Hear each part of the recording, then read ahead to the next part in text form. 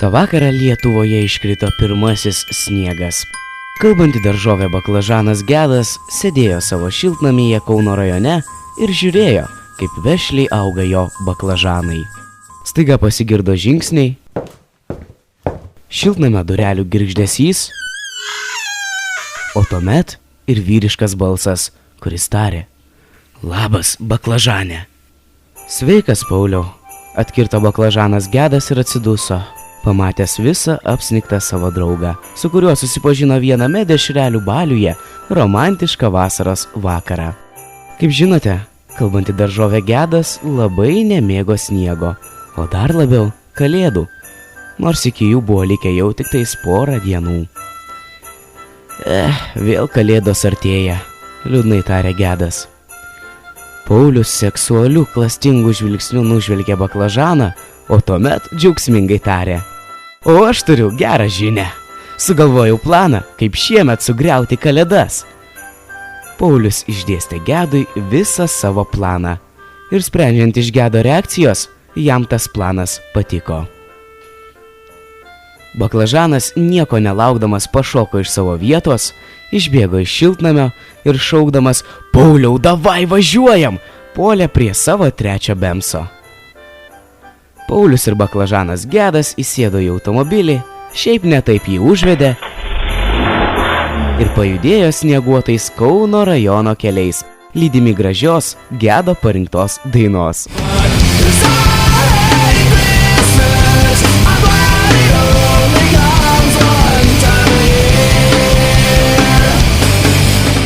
Gedas buvo tikras kelių erelis.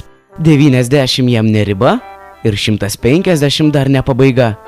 Taip lekiant jiems 180 km/h greičiu, Paulius su Gedu pamatė gale mirksinčius švyturėlius.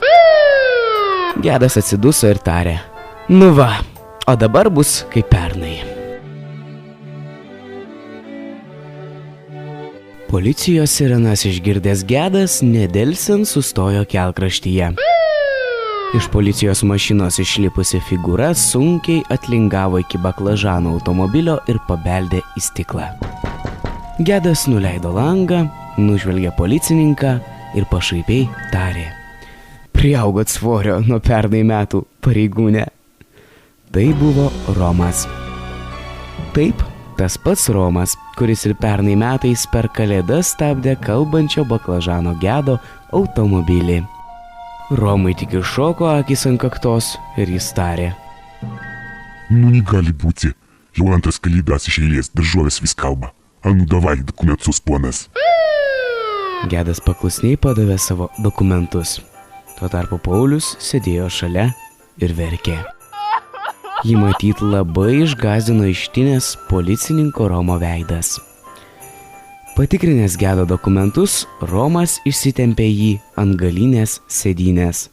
Na, ne ta prasme, o į policijos mašiną, kad galėtų šiam baudą išrašyti. Po 15 minučių praleistų ant galinės sėdynės, Gedas grįžo į savo bemsą. Piktas, kažką murmėdamas po nosimi, jis užtrenkė mašinos duris, užvedė variklį ir nurūko. Na, o tuo metu nustojo kūkčioti Paulius. Šis ir tarė: "Tai kodėl toks piktas?" Gedas net nepasižiūrėjęs į Paulių švystelėjo jam baudos kvitą, ant kurio kreivų raštu ir dar su klaidomis buvo parašyta: "Kalbanti daržovė Gedas, Tuso radijo kalėdinio maratono metu turės dirbti eteryje už tai, kad viršija greitį." Gedas buvo piktas. Labai piktas. Tad iš to pykčio nuspaudė pedalą iki pat dugno. Tačiau greitai dėjo ant stabdžių ir sustojo. Sustojo, nes šalikelėje pamatė kažką panašaus į tranzuojančią snieguolę. Gedas nuleido langą Pauliaus pusėje ir paklausė: "Nu, snieguolė, kur važiuojam?" Snieguolė, kurios vardas buvo Meida, dėja nemokėjo lietuviškai. Tačiau pasilenkė prie lango ir pradėjo kažką aiškinti pusiau arabų, pusiau prancūzų kalbomis. Je suis Meida, je ne parle pas lituanien. Kadangi snieguolė Meida buvo su didelė iškirptė, tad spėkite, kur tuo metu buvo nukrypusios Pauliaus akys. Kai Meida baigė kalbėti, Gedas tik linktelėjo, gestu parodė, jog ši liptų į automobilį ir pasiruošė važiuoti toliau. Kaipgi nepaimsi pavėžėti Snieguolės, o ypač su tokia didžiulė iškirpte.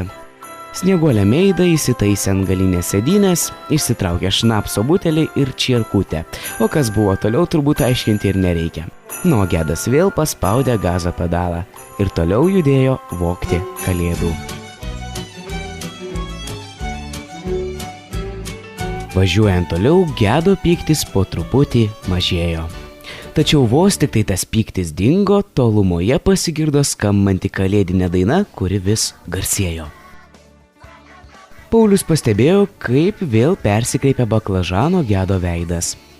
Nieko nelaukdamas, kalbantis baklažanas pradėjo važiuoti link tos vietos, iš kurios sklido kalėdinės dainos garsai.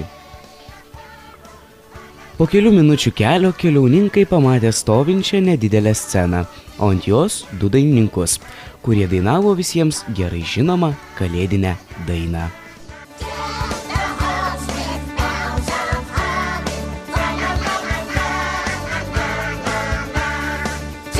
Pasirodo, tai buvo kažkokia kalėdinė akcija skirta kažkokio vienkiemio gyventojams. Gedas privažiavo prie scenos, kurioje dainavo Eglė ir Karolis B. O tuo tarpu ant galinės sėdynės sėdėjusi Snieguolė Meida išsitraukė iš po miniako medžioklinį šautuvą, užsitaisė, iššoko iš mašinos ir tik kalėdinė muzika užtilo. Gedas ir Paulius, netekę žado, susižvalgė, o tuomet nukreipė savo žvilgsnius į Meidą, kuri tebestovėjo su rūkstančiu medžiokliniu šautuvu rankose.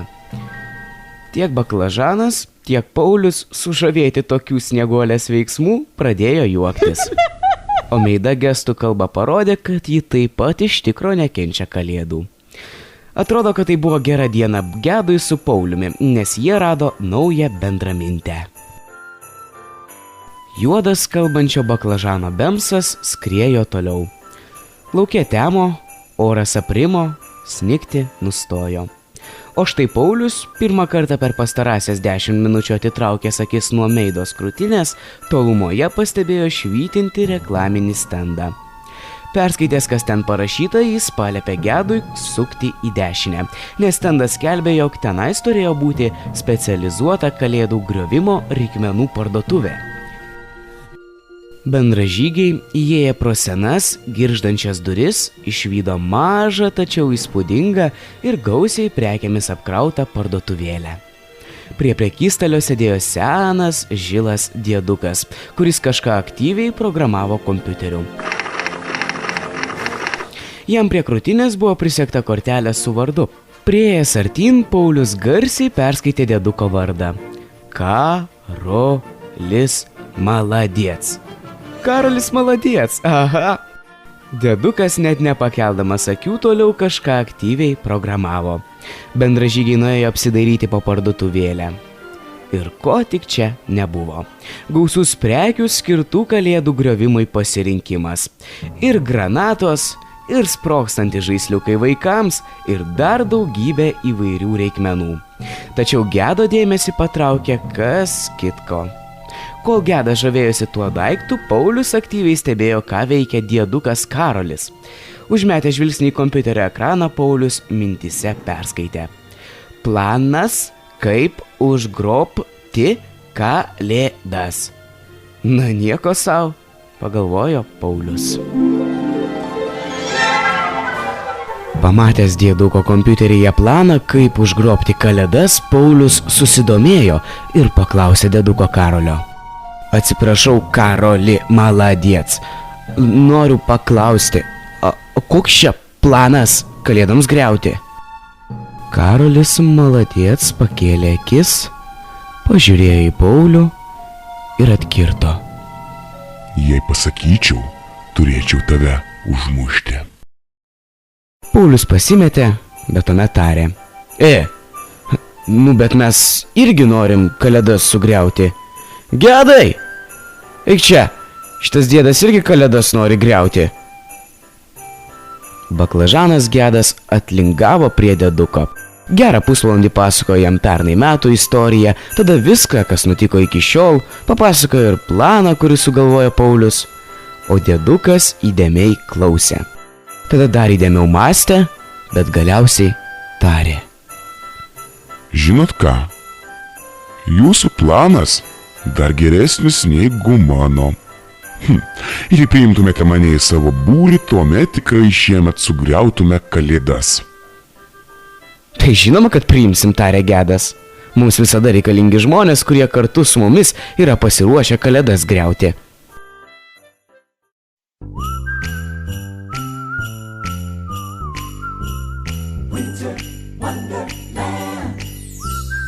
Bendražygiai nieko nelaukė ir padėdami dėduko čiupo tą didžiulį paslaptingą daiktą, kurį Gedas taip ilgai ir įtemptai nužiūrinėjo, ir visi draugiškai išlingavo pro duris. Visa kalėdų griovimo komanda sėdėjo automobilyje, dūmė 150 km/h greičiu ir klausė šaunios muzikos. Aš esu galantinį, vėjas man plaukus suvinį, vaja, kaipgi dabar į gimtadienį eisiu, aš tokia esu velta, o ne. Bet staiga tik mašina susimėtė ir įvažiavo į didelę pusnį. Gedas išjungė muziką ir akimirksniui įsivyravo tyla. Bet tik akimirksniui. Iš senų kojinių aromatu dvelgiančios baklažano burnos pasipylė visa virtinė keiksmažodžių. Jis sako, kad padanga sprogo, išvertė Gedo žodžius Paulius. No problemo. Sušuko dėdukas Karolis Maladiec ir įsitraukęs telefoną pradėjo kažkam skambinti. Nu labs. Klausyk, čia pagalbos reikia. Padangai vamzdėts. Jo, vieną. Aha. 13 km. Supratau. Paulius su Gedu sužiūro vienas į kitą, o dėdukas, padėjęs ragelį, tik nusišypsojo. Kai paaiškėjo, dėdukas Karolis Maladiec skambino savo geram bičiuliui Deividui. Šis pažadėjo greitų metų atvažiuoti ir sutaisyti mašiną. Bendrakeleiviai, kol laukė Deivido, nusprendė išstumti mašiną iš pusnies. Baklažanas vėl užvedė variklį, Meida stumė mašiną iš priekio, o Paulius ir dėdukas Karolis stovėjo ir žiūrėjo. Kadangi Meida buvo gerai užsikačialinusi, tai problemų išstumti mašiną ji neturėjo. Jiems baigus stumti mašiną, kaip tik atvažiavo ir Deividas, kuris tučtuojau pradėjo keisti susprogusią mašinos padangą. Vieną akimi dirbdamas, kitą akimi nužiūrinėdamas snieguolę Meidą, jis pakeitė ratą. Ačiū tau, Deividai, tarė Karolis Maladiec. Deividas tik linktelėjo, įsėdo atgal į mašiną ir nurūko savais keliais. O štai bendražygiai, susėdę atgal į mašiną, nurūko į priešingą pusę griauti kalėdų. Kadangi mūsų draugai jau buvo beveik pasiekę savo tikslą, galime atskleisti, kokį daiktą skirtą kalėdų griovimui buvo nusižiūrėjęs Gedas. Tai buvo maždaug 20 colių televizoriaus dydžio įrenginys, skirtas kitų žmonių minčių valdymui. Padedamas šio aparato, baklažanas Gedas tikėjosi po visą pasaulį paskleisti savo mintis, jo kalėdos yra blogas dalykas. Dėdukai Karoli, o šitas įrenginys tikrai veikia? Paklausė Gedas. Jo, veikia. Aš visada naudojau, kai žmona atsisakydavo man valgyti daryti. Gedas tik šyptelėjo ir važiavo toliau. Kaip tik tuo metu juodas Gento Bemsas įvažiavo į Kauno teritoriją. Gedo Bemsas praskriejo pro užrašą Kaunas. Lauke jau buvo tamsu, mašinų kelyje daug nebuvo, tad Gedas įspaudė greičio pedalą iki padugno. Tai bevažiuojant, staiga tik. Ir keleiviai pajutė, kad mašina kažką nutrenkė. Baklažanas Gedas tuoj padėjo ant stabdžių. Išlipę bendrakeleiviai pamatė ant kelio gulinti briedį. O ne, briedį užmušėm, sušuko Paulius ir pradėjo verkti. Bet staiga briedis pakėlė galvą ir tarė. Labas. Norit tikėkit, norit ne, bet tai buvo stebuklingas kalbantis briedis. Kaip sakoma, prieš kalėdas ir gyvuliukai kalba. Visi, išskyrus Paulių, kuris graudžiai tebeverkė, iš nuostabos net išsižiojo. O briedis sau ramiai atsistojo ant galūnių ir toliau tęsė kalbą. Aš esu briedis Ramūnas. Aš nuolus šventę švęsti. Keisčiausia buvo ne tai, jog briedis mokėjo kalbėti. Daug keisčiau buvo tai, jog ant jo kūno nebuvo nei vieno įbrėžimo, nors milžiniškų greičių į briedį atsitrenkęs Gedo automobilis numušė jį gerus 50 metrų. Nu, tai ko tylit? Kalbėkit. Jūs ką, kalbančio briedžio niekad nesat matę? Vėl tarė briedis Ramūnas.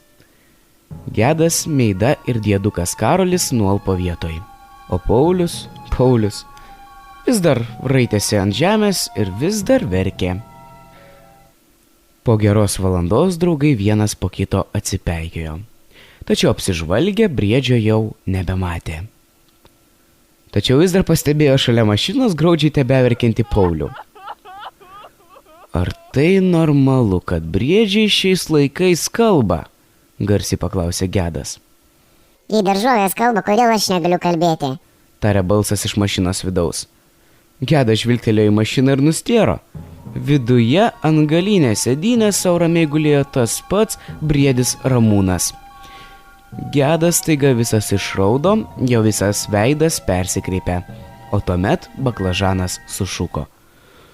Tu, gyvuly, savo basom kanopom lakstai po mišką, vartaisi po visokius šūdus, o dabar mano brangioje mašinytėje sau ramiai guli.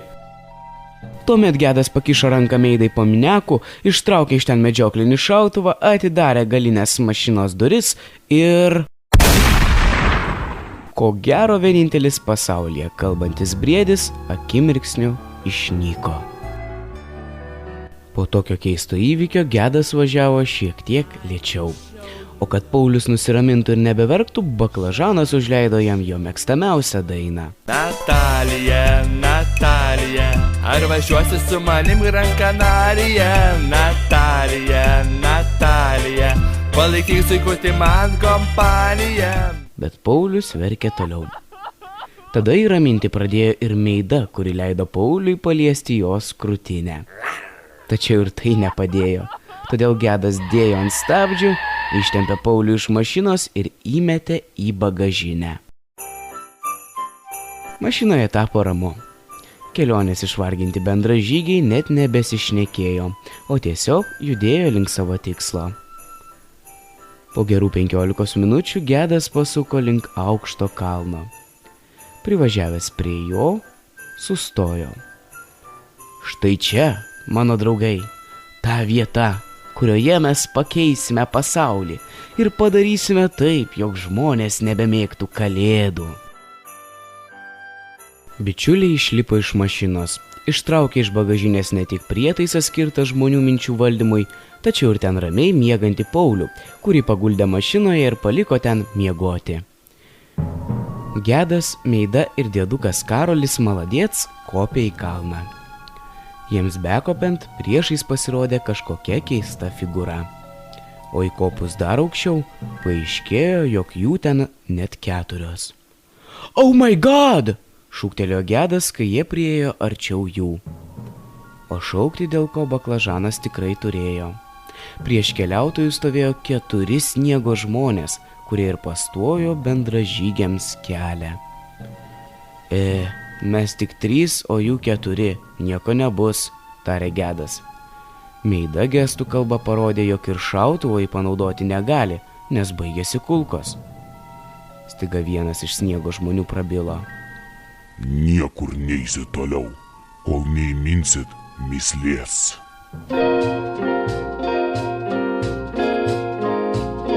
Paulius, miegojęs mašinoje, staiga nubudo, nes pajautė, kad kažkas jį čiupinėja.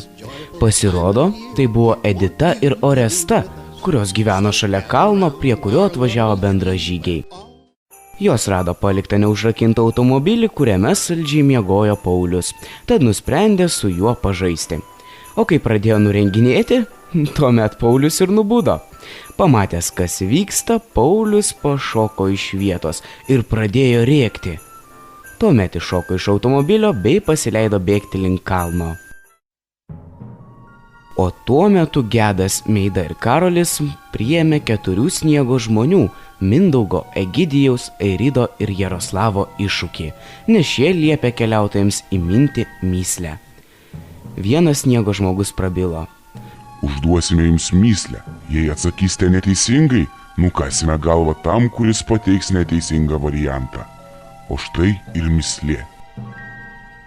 Dieną naktį bėga, niekaip nepabėga. Kas? Juk tai paprasta. Tarė Karolis Maladiec. Atsakymas yra laikas.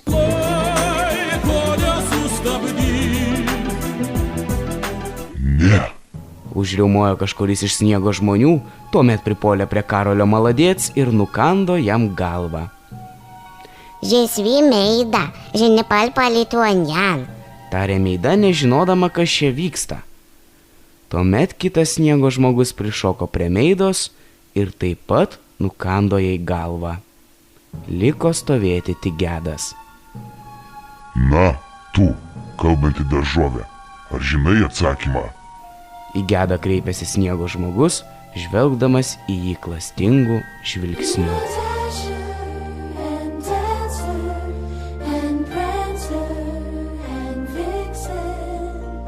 Gedas atsakymo į mįslę nežinojo. Tačiau kaip tik tuo metu atbėgo visas apsiašarojęs Paulius ir tarė: Gedai, Gedai, padėk, ten kažkas mane išprievartauti norėjo. Gedas kreivų žvilgsnių pažiūrėjo į Paulių ir tarė: Neįdomu man tai, geriau sakyk, ar žinai atsakymą į mįslę, dieną naktį bėga, niekaip nepabėga, nes kol neatsakysi, mūsų nepraleis. Paulius galvojo, tačiau niekaip nesugalvojo. O tada tarė: Ei, jūs, sniego žmonės! O kai sniego žmonės atsisuko, šis pridūrė: Aš jums padainuosiu, jeigu jums patiks, ar praleisit mus? Gerai, suriaumojo sniego žmonės. Tuomet Paulius pradėjo dainuoti. Dindelin, dindelin, sniegas jau pas mane, bl***. Taip jam bedainuojant, prie Pauliaus priėjo sniego žmogus ir nukando galvą ir jam. Turbūt nelabai patiko Pauliaus dainavimas.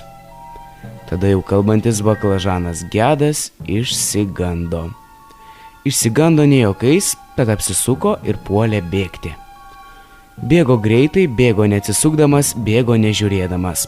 Nusileidęs nuo kalno, greitai įlipo į savo bemsą ir sumurmėjo: Ir vėl nepavyko pavogti kalėdų.